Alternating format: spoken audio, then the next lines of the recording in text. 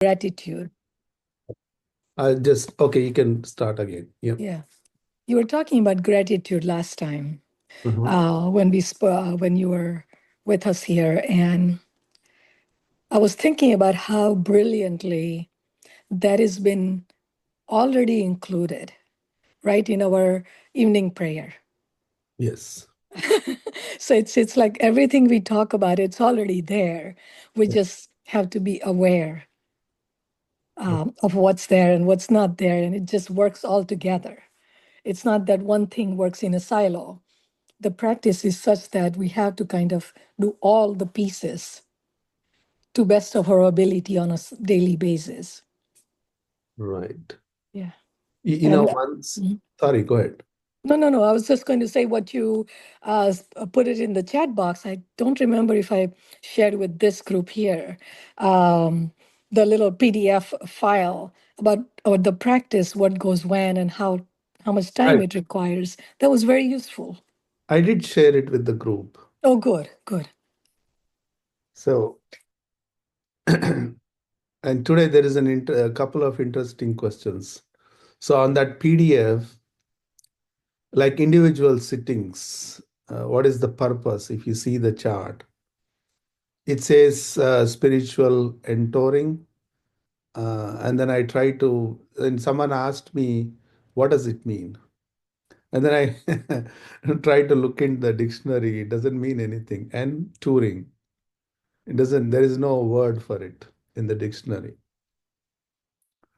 Then uh, I was kind of thinking, so what is an individual meditation or you take with the trainer or the, master? Is basically an individual session works like a push mechanism, you know, like here the cart needs to be pushed and you are pulling your cart, and when the push is applied it accelerates much better and less effort on yourself, right? I mean, if you are kind of thinking of the cart versus the pulling versus push, right?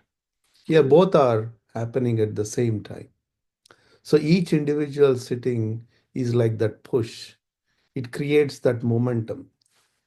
Because, in our day-to-day struggles, turbulations, whatever you call it, trepidations, we sort of slow down, our attention goes away from this journey. So each individual session is like a push.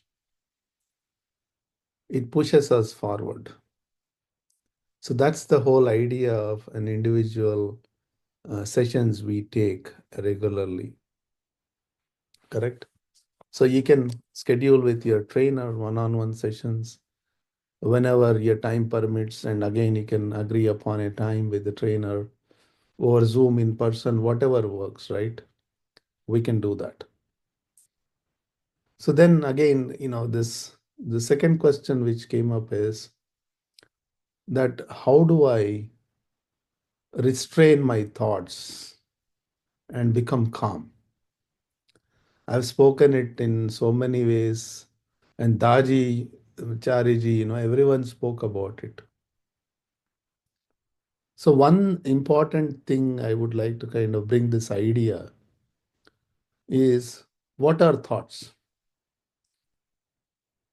Thoughts are basically a reaction to the outer world, what we are seeing, perceiving in the outer world. So thought has both ways. One is an immediate reaction to the outer world, and also the force of the thought depends on what we have accumulated as a memory, as an impression already. So a thought is a phenomena of both activities coming together. My memory and the reaction to the outer world is a thought. So these reactions are happening all the time. Like it's like if you throw a stone in the pond, it creates ripples. The ripples are the vibrations, correct? The ripples are there because the way water is. Similarly, these ripples, the thoughts in our consciousness, are because the way consciousness is designed, the inner instruments, you can call it. Suppose if I am seeing, am I really seeing? Correct? It's the my eyes are seeing it, but really speaking, the mind is perceiving it. Is the mind really perceiving it? Again, it depends on the memory of the consciousness, how it perceives. So that's why a thought is a phenomena or a force of external reaction, external stimuli, the reaction to the external events, situations, external world, and the memory of the consciousness. Both are happening at the same time. That is what thought is. So then, the famous text like Patanjali, it says, Yoga Chitti Vritti Nirodha, means vrittis. The vrittis are the ripples like on the pond, all these thoughts, the vibrations, the tribulations over the consciousness are the vrittis. To loosely define, one can get very technical about it, but we don't have to get technical here. So the understanding is more important than the technical accuracy, right? So the vritti, all these vrittis, how do I stop these vrittis? That's a common question which happens across. How do I stop these vrittis? Nirodha, it says, stop them, resist them, restrain them, however you want to take it. And to grow, to give importance to myself, suppose if I am the guru, I'm telling the disciple, you should not have any thoughts, you should restrain. But the guru touches the heart. The guru will know, guru himself never able to restrain the thoughts. But the disciples assume because guru is saying it, oh, he must have restrained all the thoughts. Then how do I? What is this restraining really means here?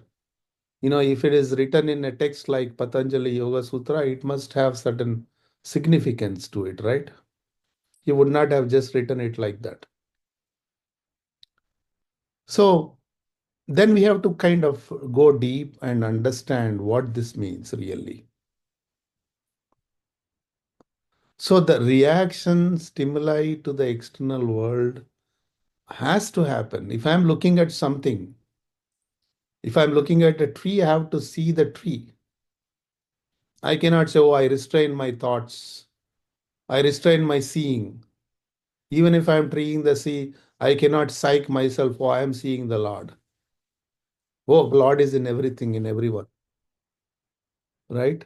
So, like that, we kind of try to psych ourselves. We try to basically, how do I say?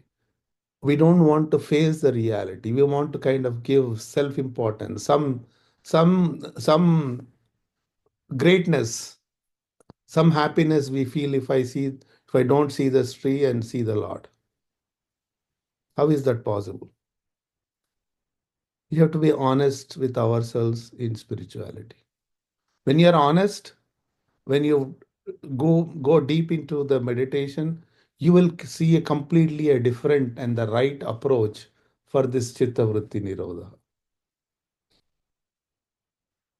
So in Gita, there's a very wonderful verse. It talks about a yogi, a saint, an enlightened person is the one who sees calmness, silence in disturbance. And you will also see the disturbance in silence. You see, this is where the secret is.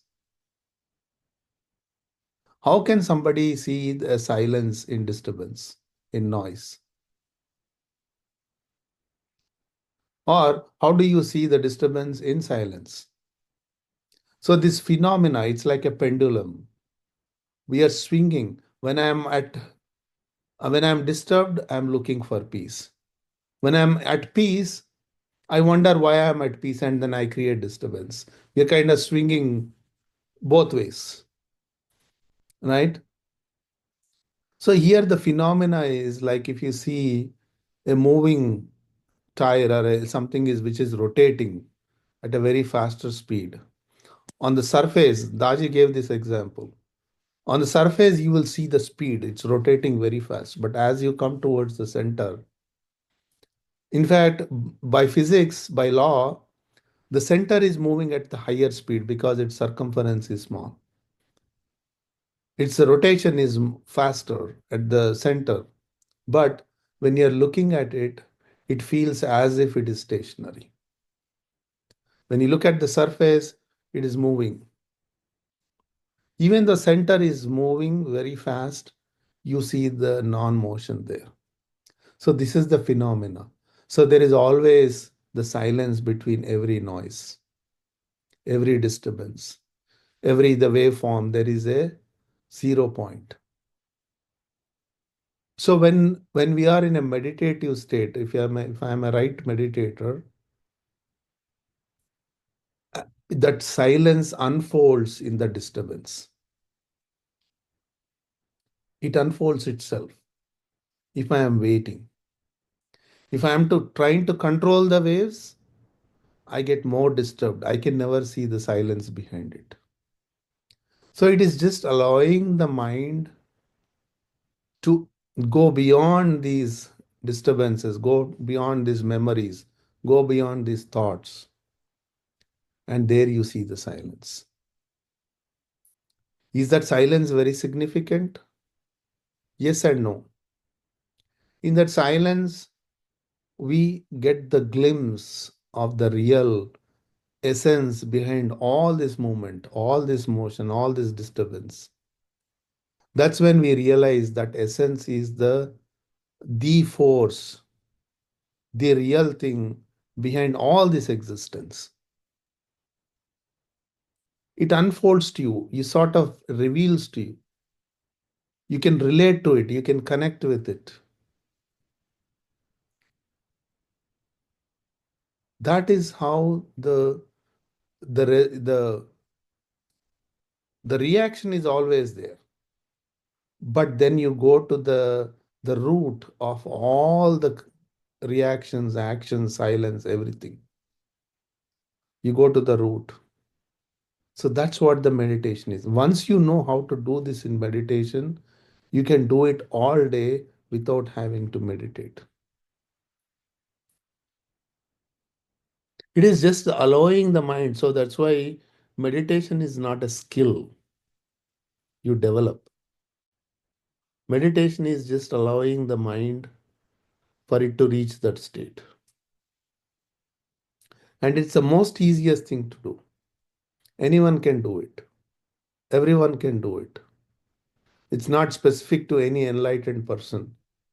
And I personally don't believe anything called enlightenment.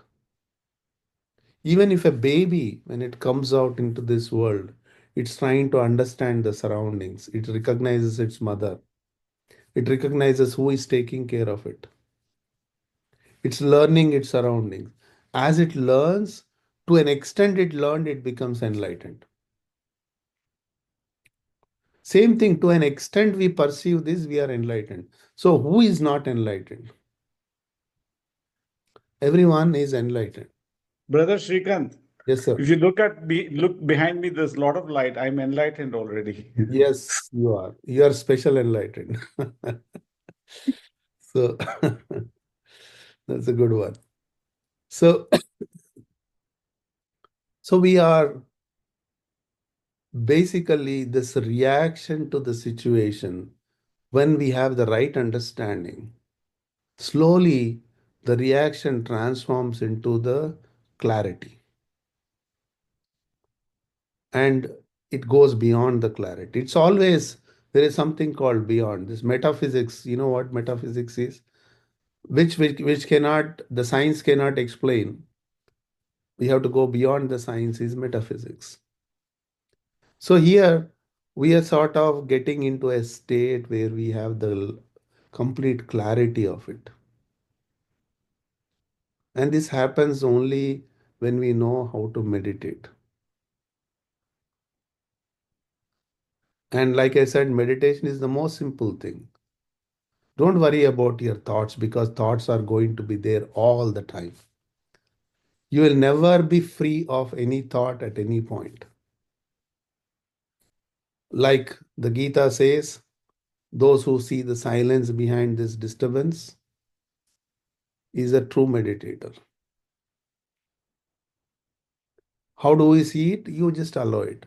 You don't have to restrict all the thoughts. You don't have to do any restrain of thoughts.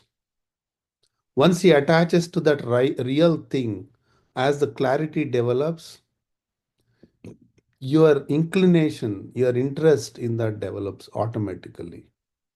When there is interest, your all attention will divert towards it. If you're seeing a very suspense scene in the movie, isn't your attention is all on the movie? There you don't complain, I'm having other thoughts and everything. Why? Because of your interest. So through meditation, we also develop that interest.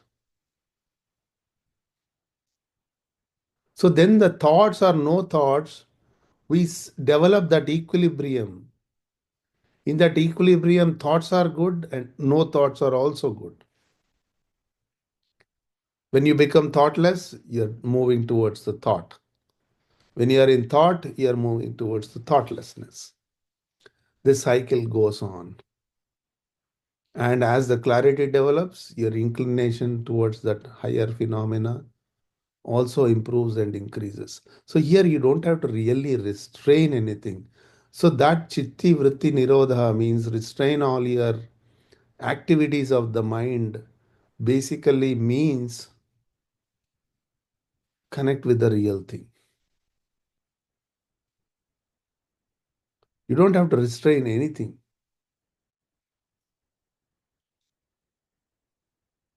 When your inner self becomes all positive,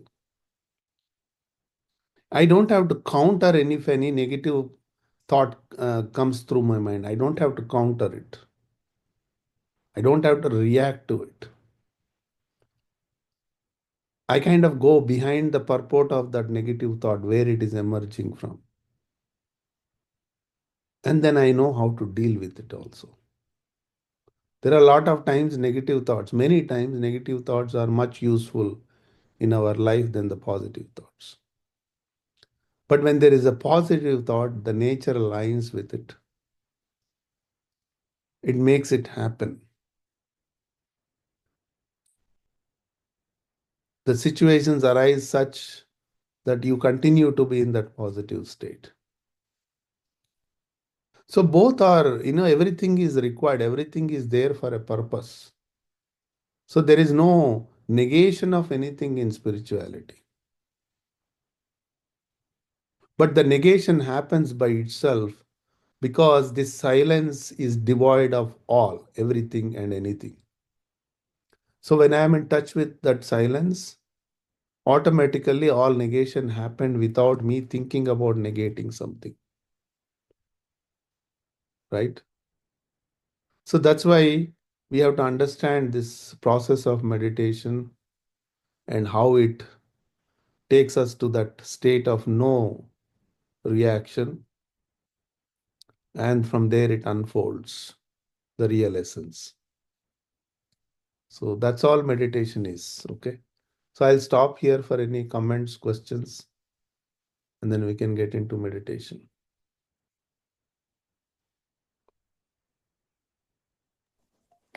Can I Sure. put it in different words? Sure. Saying that meditation is accepting as things as they are, rather than me fighting with the thought or situation, just taking it all in and saying, okay, this is what's it's in front of me. Now what is there to learn and move forward? Yes. That's very nice way to put it. I had a question about the first question you got about the individual sitting. Yeah, I take sitting via Heartfulness app. right. Is there a difference between taking a sitting via app and one-on-one preceptor? Definitely there is a difference. Yeah, there's one-on-one sessions are more focused to you for your condition and growth.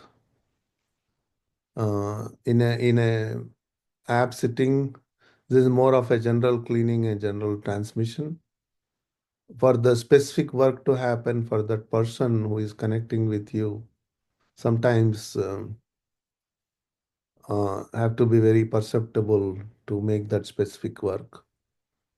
So it's always one-on-one is much better.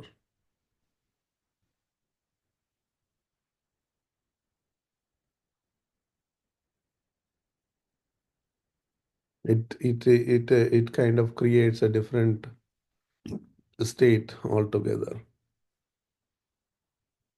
But one can argue.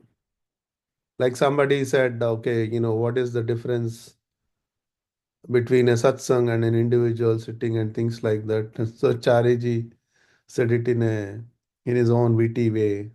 What is the difference of eating the pizza, going to the Pizza Hut, or bringing it home? Right. But there is a difference still, right? So,